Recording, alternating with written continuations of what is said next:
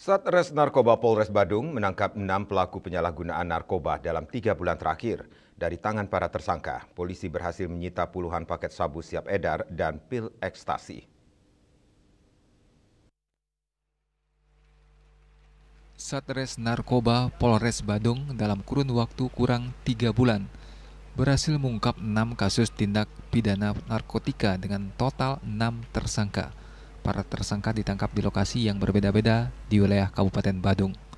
Mereka diduga terlibat dalam penyalahgunaan dan peredaran gelap narkotika jenis sabu dan ekstasi.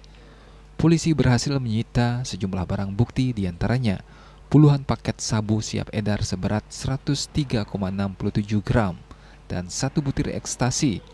Kasat Res Narkoba Polres Badung AKP Nyoman Sudarmo menjelaskan, meski bukan satu jaringan, para tersangka sebagian besar dikendalikan oleh oknum narapidana penghuni sebuah lapas di luar Bali. Menurut dari pengakuan daripada para tersangka ini, dia pengendalinya dari luar, ya, dari salah satu LP. Di luar Bali? Di luar Bali?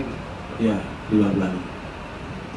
Ancaman hukumannya 4 sampai 12 tahun, ya kalau Undang-Undang nomor 12 tahun nomor 2009, ya kalau pasal 112 ancaman minimalnya 4 sampai 12 tahun. Kemudian kalau pasal 114 ancaman ininya maksimalnya 20 tahun, 4 sampai 20 tahun. Itu saja. Para tersangka dijerat dengan Undang-Undang Nomor 35 Tahun 2009 tentang narkotika dengan ancaman hukuman maksimal 20 tahun penjara.